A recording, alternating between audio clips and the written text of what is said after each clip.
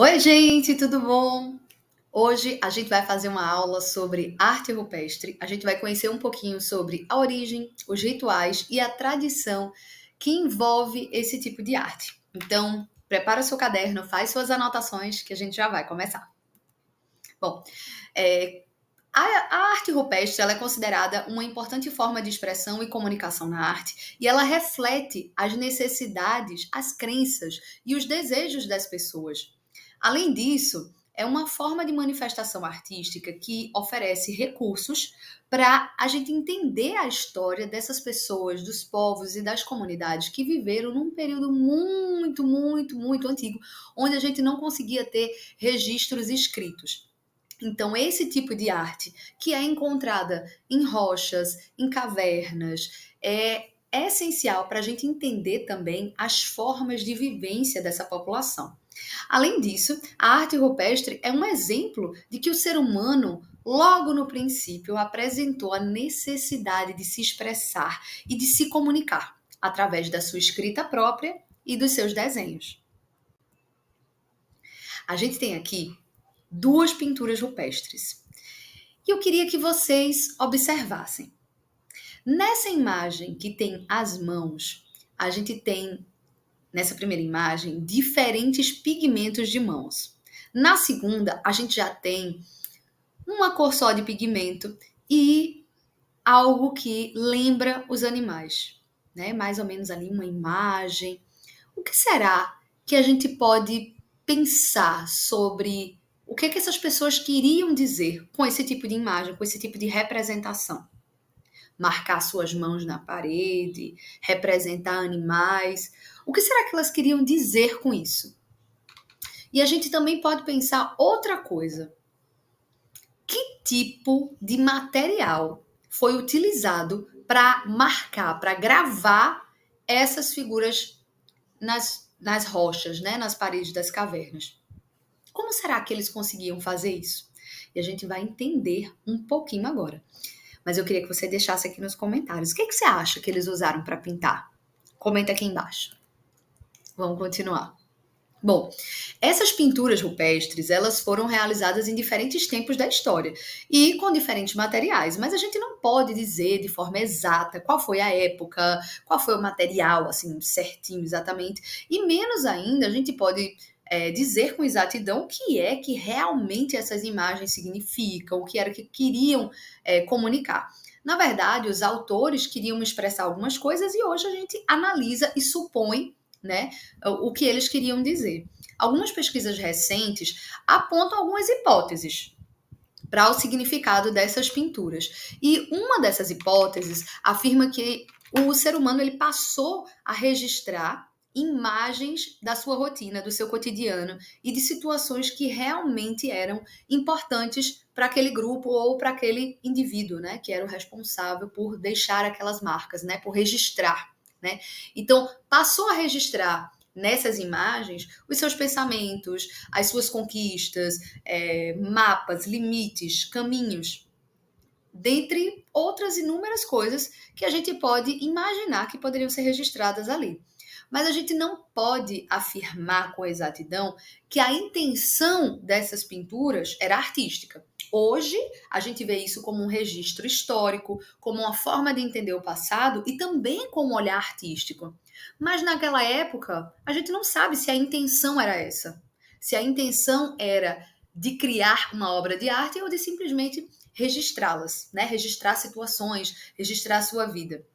Né? Então, existem indícios de que essas pinturas elas foram uma forma com que essas pessoas encontraram de preservar algumas tradições e alguns rituais.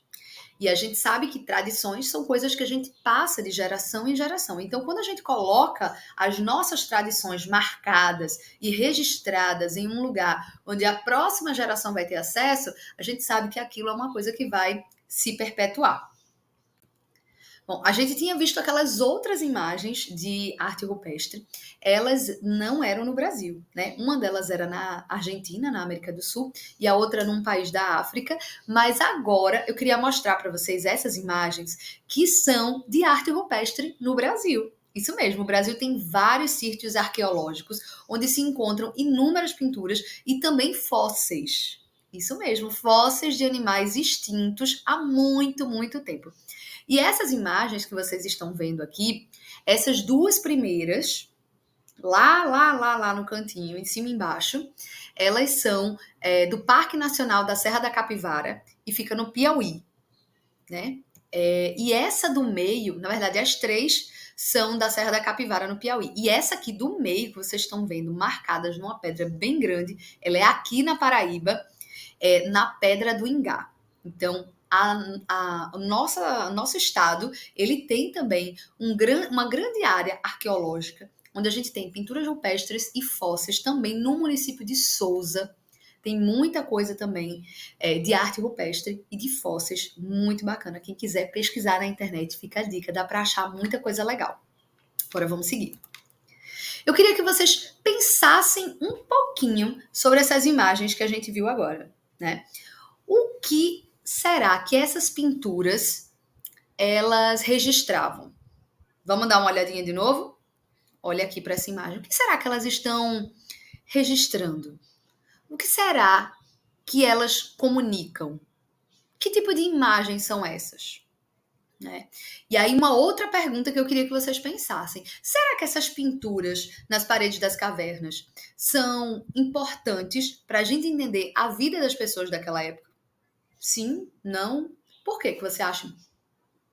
Essas imagens que a gente viu que representam animais nessas pinturas, podem nos contar sobre ambientes e situações em que essas pessoas viviam?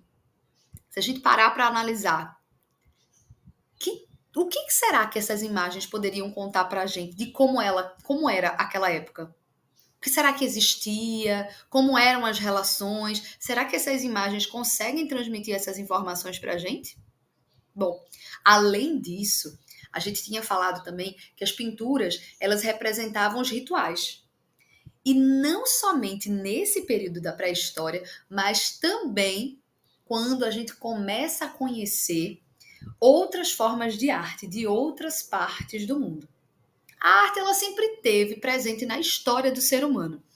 E no passado, muitas manifestações artísticas estavam relacionadas com a vida das pessoas. Era assim que elas representavam. Havia uma ligação entre o reconhecimento dos ritos presentes no cotidiano e a forma como as pessoas se expressavam, né? E como a gente viu, os primeiros seres humanos, lá na pré-história, eles acreditavam que as pinturas elas tinham uma função também ali, né? De representar alguma coisa. E aí, desde essas épocas mais remotas, uma das funções da arte era também representar o sagrado. Né? Então, os ritos, as crenças, então tudo aquilo que se acreditava, que se adorava, também era representado nas paredes. Né? E algo sagrado no dia a dia, como por exemplo as colheitas, a chuva, algo que essas pessoas na época poderiam acreditar que eram do divino, né? Que eram produzidas por divindades, como o raio, o fogo, a chuva, tudo isso era representado. Além disso, coisas como vida e morte e outros aspectos da vida também poderiam ser representados ali, e principalmente esses rituais, os rituais de nascimento e os rituais de morte que aconteciam dentro dessas populações. Né? E aí a gente vê também muitas dessas representações, não só nas pinturas rupestres, mas no Egito. Né? São clássicas as imagens que a gente vê, como por exemplo, essa que vocês estão olhando agora, que é o barco sagrado que conduzia o falecido faraó Ramsés IX em seu caminho em busca da vida eterna. Então, acreditava-se, né, que depois de morrer, eles eram levados num barco para a vida eterna. Então, essa é uma representação que se fazia desse caminho, desse percurso em que o faraó era levado. Além disso, a maioria das estátuas, pinturas, monumentos, as obras arquitetônicas, elas manifestavam temas do sagrado, né? Sempre de divindades, seres superiores. Tanto é que muitas pinturas egípcias as cores, elas passam a ter um simbolismo muito forte, né? Lá na pintura rupestre, a gente viu quase sempre as mesmas cores, né? Tons terrosos, né? Ali um vermelho, alaranjado, amarelo. A gente via muito desses tons. Já quando a gente vê as pinturas no Egito, vou até voltar aqui para vocês verem, a gente passa a ver outras cores, outros tons. A gente já tem um desenvolvimento diferente nos pigmentos, nas pinturas. E aí, essas cores, elas passam a simbolizar algumas coisas, passam a significar coisas nessas pinturas. Então, não se trata somente de ver uma pintura, de olhar um desenho, mas de compreender também como as cores representam certas coisas. E aí, a gente vai mostrar um esquema agora. Olha só. Sempre que tinha a cor preta, tinha uma relação com a morte e a vida após a morte. O amarelo ou o dourado tinha relação com o sol e o poder de revitalização. O azul, a água e o céu. O verde, elementos da natureza e a vegetação. E o elemento sangue era representado pela cor vermelha, que dava força, que dava vida, né? Então, tudo isso faz a gente pensar em como é que a arte egípcia era organizada e era configurada. Então, tinha uma intenção no uso dessas cores. E isso é muito específico da cultura egípcia, não é necessariamente uma coisa universal. Mas vamos lá. Eu queria que a gente parasse agora para pensar, porque é hora de criar. Eu queria que você pensasse o seguinte: que cores usaríamos para representar a força da vida? Pensa aí, aproveita, pega o caderno e já começa a pensar. E os aspectos relacionados aos rituais de nascimento e morte. Que cor você usaria numa pintura desse tipo? Mas espera aí, só anota essas cores, tá? Me diz as cores. Porque agora a gente vai criar no caderno uma situação, uma representação bem importante para a sua vida. Vamos lá que eu vou te explicar. Você vai escolher um importante momento da sua vida, um momento feliz, um momento triste. Você não precisa explicar que momento é esse. É o seu momento, você vai escolher esse momento que é só seu. Você não precisa explicar nada para ninguém. E aí, essa sua lembrança, você vai desenhar no caderno da forma como você se lembra, como você quer registrá-la. E aí, você pode usar lápis de cor, pode usar hidrocor, mas eu vou te dar uma dica.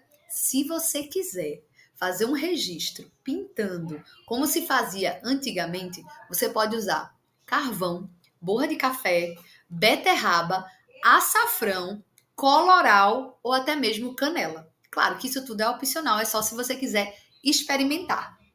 Mas eu quero muito ver o seu desenho, uma folha inteira do seu caderno, um momento importante para você. Lembre que quanto mais a gente ocupa o espaço da folha, melhor para a compreensão da nossa representação, da nossa imagem. Lembre de pintar e não esquece de botar o seu nome. Bom, eu espero que vocês tenham gostado da aula de hoje, aproveitado muito. Já estou curiosa, quero ver a sua atividade no caderno. Bom, e a gente se vê no nosso próximo encontro. Tchau!